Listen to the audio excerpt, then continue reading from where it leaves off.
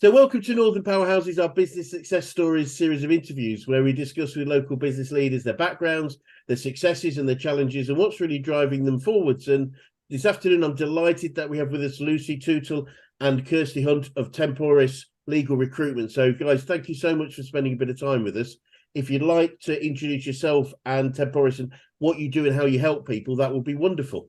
Yeah, so should I go first? Yeah, I'm the managing director and owner of Temporis. Set Temporis up just over 10 years ago.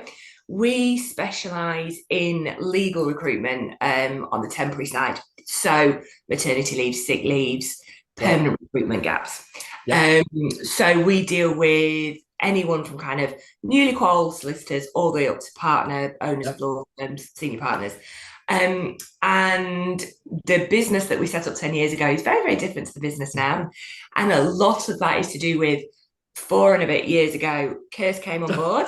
And she is very much my kind of the yin to my yang. And we're very much a team in terms of running Temporis, how we do things. And I'll let Kirsty say a bit about herself. Yeah, thank you for that glowing introduction. Yes, I'm Kirsty. I've worked for Temporis for 4.5 years. I started as a senior recruitment consultant and recently been promoted to director, which I am absolutely thrilled about. Like Lucy said, we specialise in legal recruitment, and our day-to-day, it is always fast-paced, it's always crazy, but the way we work so closely together, and we are very much about building relationships with our candidates and our clients. It's all about keeping them relationships, keeping them strong bonds, and that's what allows us to do what we do, which I think we do successfully. Especially with COVID, that really helped because we had such great, strong relationships with our candidates and clients when things obviously got very tricky and it was very uncertain times. We really relied a lot on the relationships that we built over the years to help us get back to where we are. Brilliant. Yeah, that I've spoke to quite a few businesses, and I think the desire to keep those relationships going have really paid big dividends, haven't they? To make sure that we do what we can. And I mean, I'm really interested because obviously temporary recruitment, you know, solicitors in general, I've worked with a few lawyers, they tend to be they like stability, like things to be the same. So I'm guessing that people that are temporary placements must have be slightly different sort of personality to the traditional lawyer. I'm guessing. Is there anything that makes them stand out a little bit more, would you say? It's interesting. They kind of fall into 2 camps. You've got your kind of experienced listers who've been there, done that, got the t-shirt, and for whatever reason they don't want to retire yet, so they just and we put them into, you know, the kind of roles and the kind of firms that they want to be in. It goes back to what Kirsty said about relationships. We get to know them on their level. So what makes them tick? Is it that they need to get home on a lunchtime to let the dog out? Is it that they want to work around school hours because they've got little ones? There's a lot that goes into making sure it's a successful placement. And again, that does come down to relationships. It does. I think, you know, the younger generation, that's more about flexibility. Remote working. Got you. Can they go into the office once in a fortnight if they have to? And again, it's tailoring how we work, would you say, to what they want us to be for them. And how we can help them. Because there are a lot of pluses to locum, you know, because a lot of our locums, you do get a premium for being a locum. So actually they find that they don't have to work the whole of the year. They can work parts of the year and get the same amount of money that they did in a permanent replacement. And again, it's not as strict as when you are in a permanent role. You know, you have your set hours, you have your set holidays, you have to be in that office. Whereas a locum, it's a lot more flexible. And therefore, depending on, like Lucy said, your situation and what you want out of a role, you can kind of, I wouldn't say dictate, but you can set out your stall as to what you would want. And normally you get that, whereas you don't really get that in a permanent placement because as an employer, they have to think about everybody. So they can't just give somebody what they desire because they've got the rest of the team to consider. Absolutely. Interesting. Yeah, no, it's fascinating. So when you were growing up, you guys, was this what you thought you'd be doing, or did you have other plans? No, no. I wanted to be a teacher. So did I. So, I mean, my degree is in medieval history. So, nice.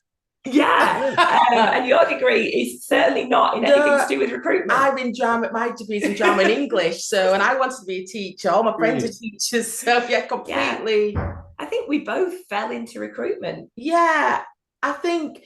Especially, I think there are some correlations between drama about, talking openly to people and, not afraid to speak and be on a platform. So that sort of correlated there. And I just think I fell into it. And I enjoyed it. I do, and I think Lucy was probably speaking for herself more when she said she don't like to talk. I'm more the opposite, where I don't mind.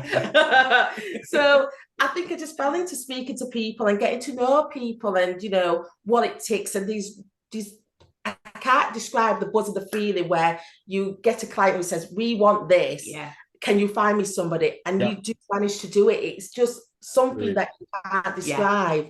If you could bottle it, you'd be a millionaire. Because the feeling is, it is a buzz. It is.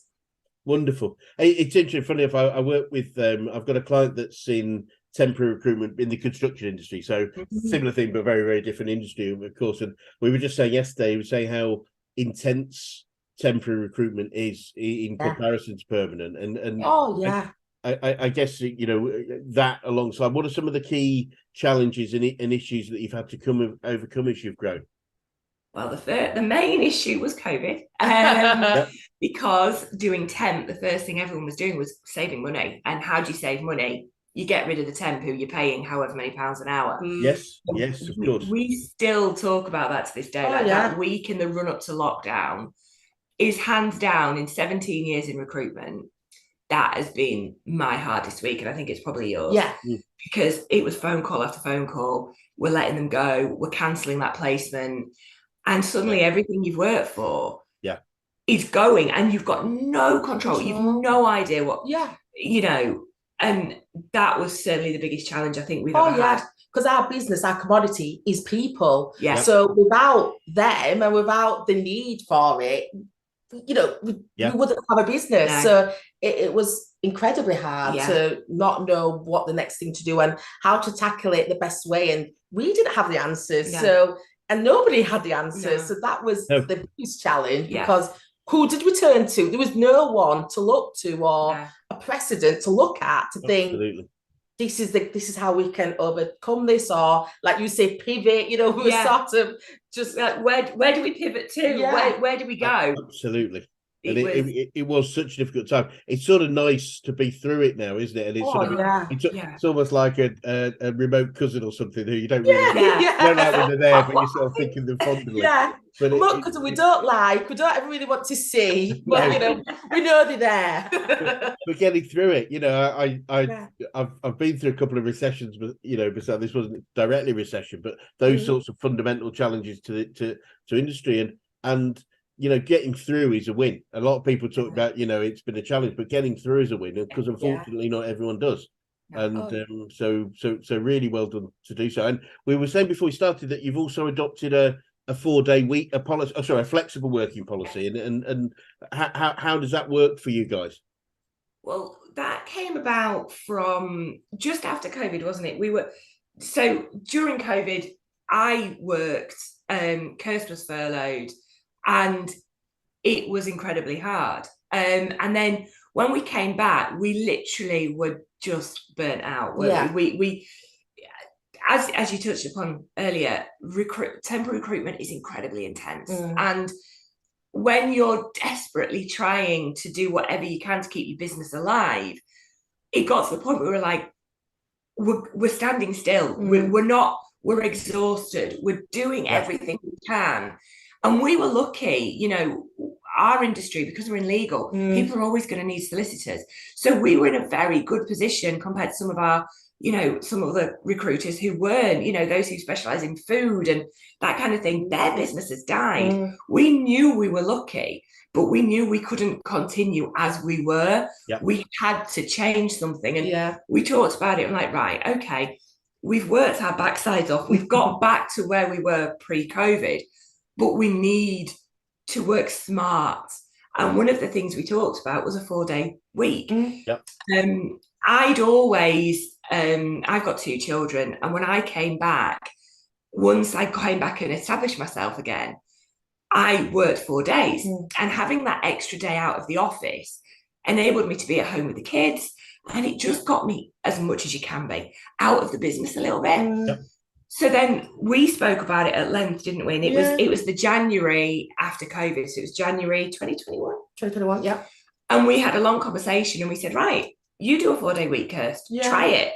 You know, if it works, amazing. If it doesn't, we just go back to how we were. Yeah.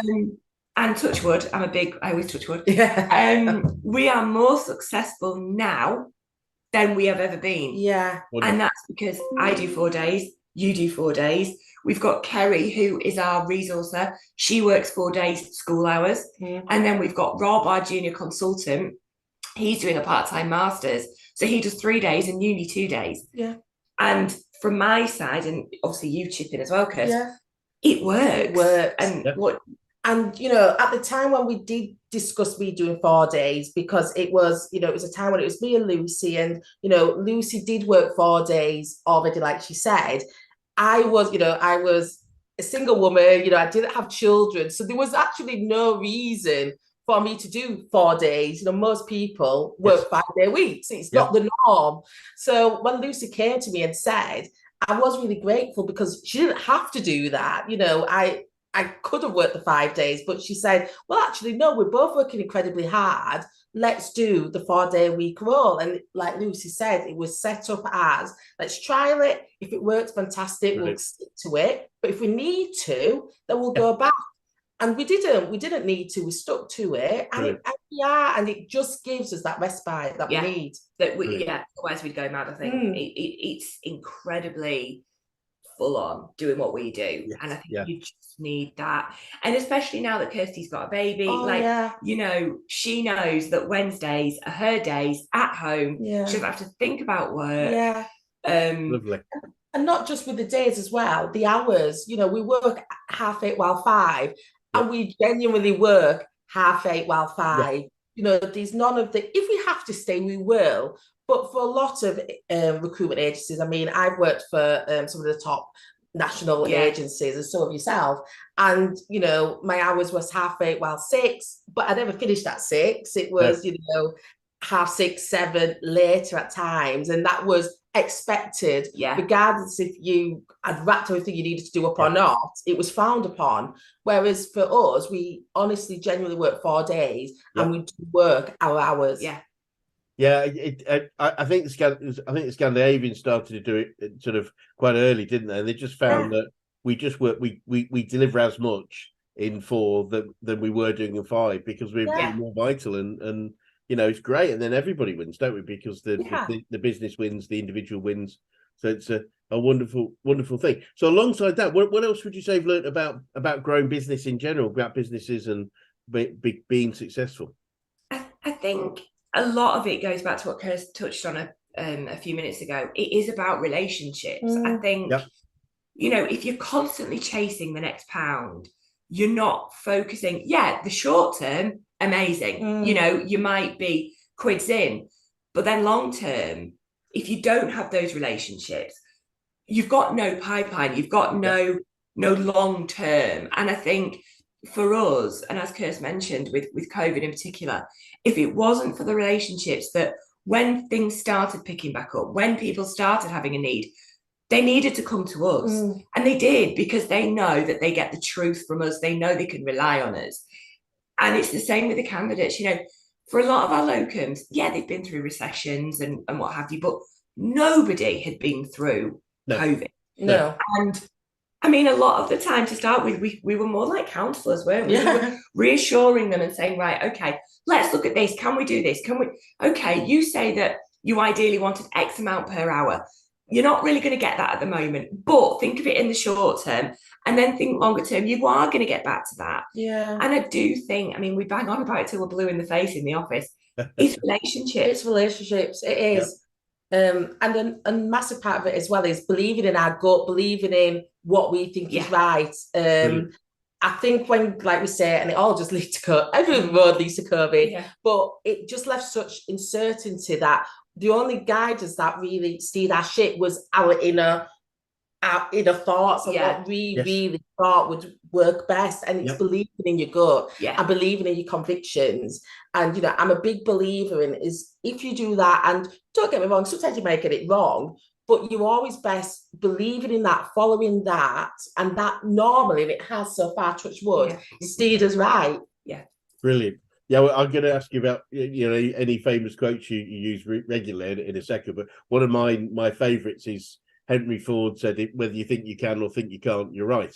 And it is about, because when we think we can, then it's about how can we rather than can we, and it's a totally different question we ask ourselves. And I think that's really cool. So you probably were a business coaching organisation, and I'm keen to know who the best coaches you've worked with, whether that's business, sport, or just life in general. Well, we've never had coaches, have we? No. But I think we kind of coach each other. I know that sounds really like huggy and lovey dovey. No, not at all. Not at all. But genuinely, you know, I mean, to kind of, I will come back to the coaching side. It is linked. So today, obviously, as we all know, is World Mental Health Day.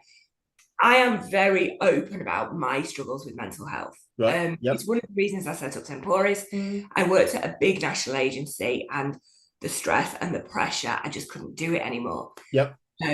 So I'm cursed. There are times where I'm like, she can see it in me, and she's like, right, take a breath, move away from the computer, let's have a chat, let's talk it through. And she talks me down from the highest of ledges, like, you know, and she is my coach. And likewise, you know, she knows that I'm there for her. Yes, she doesn't have the struggles with mental health that I do, but at the same time, there's always times where you need to talk it through. You need to say, right, this is what I'm thinking. This is what my gut's telling me. What do you think? And we know, because we've done it, we might not always agree. And there might be the odd raising of a voice, but it's always from the right place. We have each other's backs. And I think that's, we do work differently to probably what other recruitment agencies work, and we do put that down to how successful we are. We are very opposites in a lot of ways and similar in probably core values and what the end goal has to be. So it really does work depending on the situation and what we're dealing with. You know, Lucy will steer the ship, and then other situations I will, and then, you know, we both will work the same role or work with the same clients together and candidates. So it really does help us to make sure that we're getting the result that we want, and that's why we have been so successful. So she is right, we do coach one another. You know, sometimes you need a pep talk, because you know, recruitment can be a ruthless industry, even within the same company. You know, you sometimes can have a department where each consultant are pitted against each other, and you know, it's all about sales, all about who's top dog, and therefore they can't always look to their team for coaching, or will they give me the right advice? Will they pick me up when I've just had a horrible call, or you know, a candidate's let me down? Well, we will, because you know, we want each other to be successful because we work together. Brilliant. So that does help. Definitely. Brilliant. And I mentioned a second ago, are there any favourite quotes or sayings you catch yourself using on a regular basis? There's the business quote has been a quote that, you know, you can get those calendars where you rip off and it's got a quote every day. And gosh, it must have, well, we set up in 2013, it must have been 2014. I turned it over and it was, success is not final, failure is not fatal, it's the courage to continue that counts, Winston Churchill. Brilliant. And that has stayed with us throughout everything. We have it on the wall in the office. Brilliant. We literally, because it is so true, and it's so true of recruitment. Like, if you sat back on every success you had, great for 5 minutes, then what are you going to do? But likewise, if you thought that every failure you had was the end, well, then you'd be done pretty much on a daily basis, because you're never going to win them all. And I think that is something we live by. You know, you can't rest on your laurels, but then at the same time, you can't take every defeat as being fatal. You've just got to dust yourself off. Yep.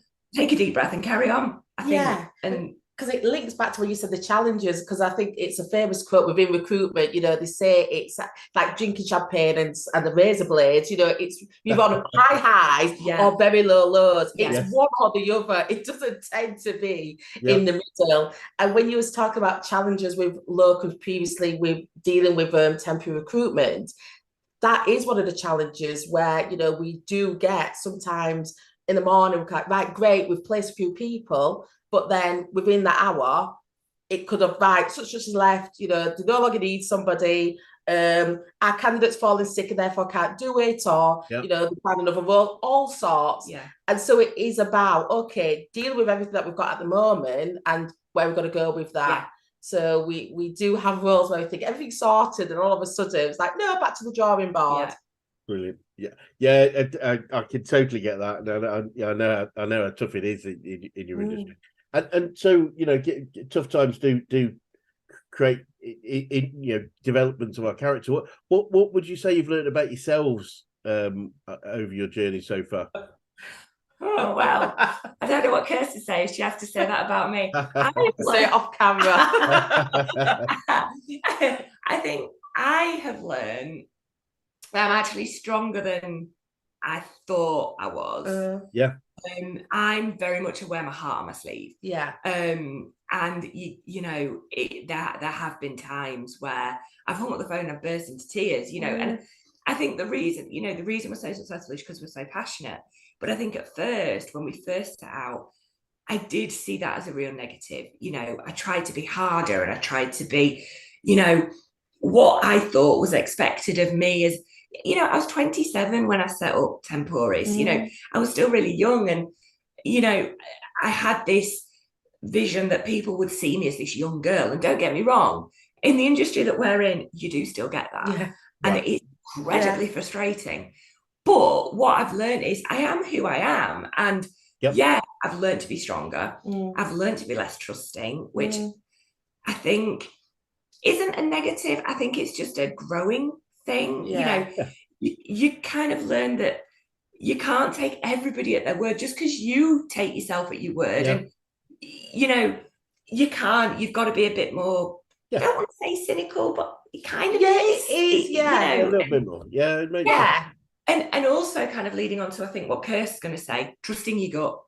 You know, trusting yourself, having courage in your own conviction. And I think you'd probably say that's what you've learned. And one thing I will touch upon about Lucy as well is I do think you're not one to, and she started this conversation with saying that she's not one to blow on trumpet. She's not one to say, and I do think you don't look at the fact that you did start your own business and everything that goes within that. You know, obviously you was really successful at the firm where you worked with before, but you didn't have all the other challenges what runs with running your own business. And I think it's dealing with that. You know, Lucy does do it all. She don't just have the business, she also then fee earns as well, and it is a massive role to undertake, and the different roles that you have to sort of, and different hats you have to adjust to and put on in any moment. You know, so I don't think she recognises that. You know, she never said, and it's no, but it is extremely tough to do that and to do it well. Well said, very well said. And how about yourself, Kirsty? Come on, blow your own trumpet now. Well, I don't know. I think for me, I don't know. You've always trusted your gut. Always. But I think more so now, a lot of the time we talk about, it's, you know, you feel it in your waters, like your courage and your conviction. I do. And that's always steered me right, and that's been in personal life and professional life, and I've always been a big believer in that, and so far it has, you know, like I say, steered in the right direction. So I am a big believer in trusting your gut and doing what I think's right. You know, I'm also quite a big believer in karma, and I do believe in, and I know it sounds so cliche, but treating people how I'd want to be treated. And I think within recruitment, you know, we are known, people look at us as these really ruthless, you know, don't really care about people. It's all about the money. And don't get me wrong, I appreciate it is a sales business, and ultimately that's the bottom line. It has to be money has to be a big part of it, but people and our relationships and keeping strong to my values and my beliefs is also very dear to me, and I would not want to sacrifice that just for money. No, I think a lot there's this thought that if you need to grow and be successful, you have to ditch your culture and values. But my suggestion would be successful businesses are successful because they stay with their values. Yeah. No, not despite the values. They stay there because of them. Because caring about people is a profit strategy. It's not a loss strategy. It absolutely is a profit strategy. And some business people don't get that, and therefore by chasing it, I mean, we actually call it law of precession, which basically means you often go at 90 degrees to what you would typically consider to be the goal. So if the goal was profit, if you go for profit, then typically it eludes us. But if we go for other things like caring about what we do, about doing a professional job, the money turns up. It's a side effect of what we do rather than the center of what we do. Because if everything is made on a monetary decision, businesses don't grow because we're just always looking at cutting costs, and as you mentioned earlier. So totally makes sense, and I agree with that. So looking forward, what does the future look like for you guys, and what challenges do you think you face, if any? So, I mean, from my side, the future, and you get asked this a lot, I think, do I want to grow into this big agency with loads of offices? No, I think the future for Temporis is to continue being successful, but to book the trend, to have a work-life balance, to have people working in recruitment that have things outside of their job. Because, as we touched on earlier, there is this real stigma in recruitment that you've got to do it 5 days a week. You've got to work every hour that God sends. And I remember when I was younger, so many people not coming back to recruitment after having a family because they couldn't make it work. Well, we are proof. I've got 2 children. Kirsty's got a baby. Kerry, who works with us, has got 2 children. We are proof that it can work. Yeah. And well. Exactly. And I think for me, Brilliant. That is where the future is. Temporis continues. We are not a revolving door. We are a steady ship. We are, we all have each other's backs. And I see us going from strength to strength, growing the business, but organically as we are doing. Challenges, I think we, at the moment, one of the main challenges is the market. Yeah. We work with people. It's not like selling a car. The person can turn around to you and say, no, I don't want to do that. I want to work fully remotely. Remote working in the industry that we work in is something that is a real buzzword at the moment. Everyone wants to work remotely, and the legal profession, don't get me wrong, there's a lot of firms booking the trend, but there is still a real reluctance to let people work remotely. And certainly since COVID, people get there's more to life. They don't want to be commuting every morning and every night to get in and out of the office. They want to work from home, and they're successful doing it. So I do think that is a challenge that in the market we would come up against. Yeah. What would you say, Kirsty? Yeah, and I'll second that as well, because I think that's always going to be, I think if you ask us this 10 years, 20 years time, that will always be a continuous challenge. Yeah. Again, within the legal industry, there are less and less people joining the legal division. So that's going to be a challenge because there's got to be more firms who need solicitors. And obviously it's going to be less people to take the pool from there. So that's going to be a challenge. And we see that already. We have more clients, who need people than we have the people. So that is going to be the biggest challenge I think that we will face. And I can't really see that changing anytime soon. So from our point of view, it's just about trying to get them great candidates that we can, build new relationships with people, and continue really what we've been doing, hopefully successfully for a long time. Brilliant.